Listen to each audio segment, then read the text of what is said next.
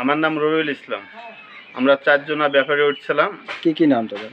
তাদের নাম হচ্ছে একজনের নান্টু, একজন হচ্ছে মজবার, একজনের রহমান, আমি রবিউল। এই 4 জনের ব্যাপারে ফাতেমা গাড়িতে আসছিলাম। আইসি ওই দোকানে বসলাম, বসার পরে কিছু ডাংমার্কার দোকানে বসলাম, বসার পরে কিছুক্ষণ পর থাকি নামাজের আযান শেষের পরে 6:10 আমরা রওনা দিচ্ছি।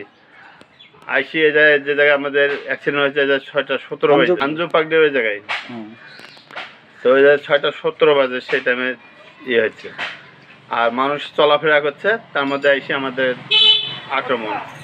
আপনারা যখন আসছিলেন আপনাদের কেউ ফলো করছিল এরকম বুঝতে পারছিলেন না? আমাদের যখন আসি তখন একটা ডাংমার্কের থেকে একটা মোটরসাইকেল বাড়ি আসলো, তারপরে আসলো একটা অটো বাড়ি হিসেবে পরে এই যে আসার পরে তো এই জায়গায় হলো ইয়ার থেকে পিছন থেকে কিছু লোক আইসে, আর হলো আমার একটা বড় হাইসি ধরছিল একটা পিস্তল।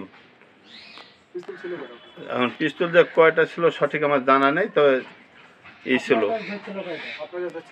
আমার কাছে একটা। প্রথমে কি আপনাদের গাড়ি মানে বাড়িটা কোথায় মারে? বাড়িটা প্রথমে গ্লাসে মারে, অটোর গ্লাসে। পরবর্তীতে আপনার টাকা কিভাবে নিল বলেন?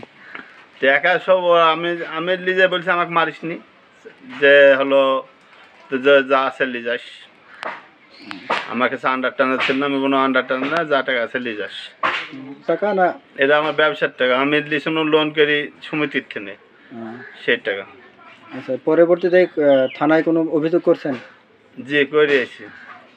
পুলিশ আসছিল আপনাদের কাছে? পুলিশ এমনি দেখতে আসছিল, পরিধান করতে আসছিল, তারপরে আর কোনো কি হয়েছে কি না, হ্যাঁ বিকেলে আইছিল। এখন পর্যন্ত কেউ গ্রেপ্তার হয়েছে? না, কোনো গ্রেপ্তার হয়নি। আপনাদের প্রশাসন কি আশ্বাস দিয়েছে? প্রশাসন আশ্বাস দিয়েছে যে ধরা পড়বেই। তার বাদে এখন একদিন পার হলেও আপনারা এখনো কোনো খবর হয়নি। কি কোনো আপনারা চিনতে পারছেন? জি না। সিসি ফুটেজ পাওয়া গেছে? হ্যাঁ, ফুটেজ পাওয়া গেছে।